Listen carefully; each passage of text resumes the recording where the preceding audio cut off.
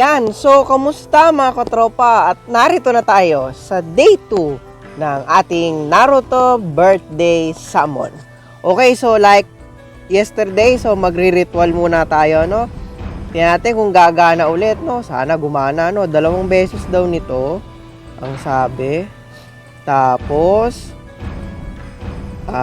ticket. Itong kahoy, ano? Okay. Yan.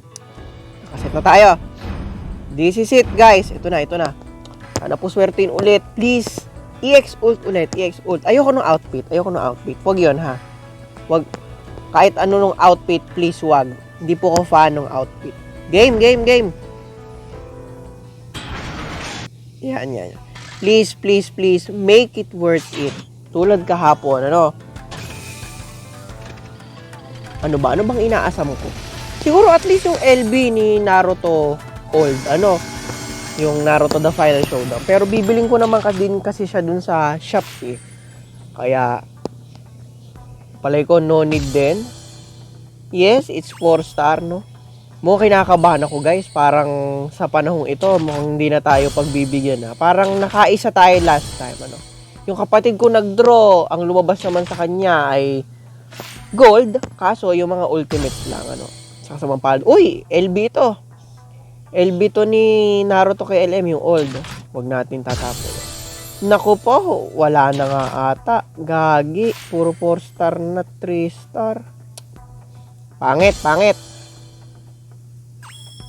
Uy, 4-star ni Naruto The Final Showdown. Sabi ko LB.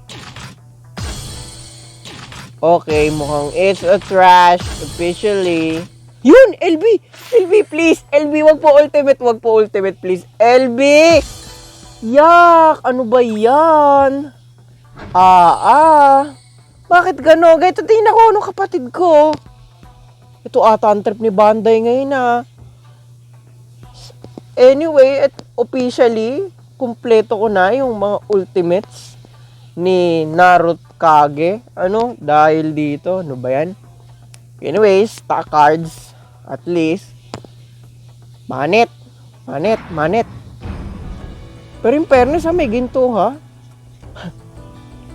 Inaku po. Okay naman. Wow. Free, eh.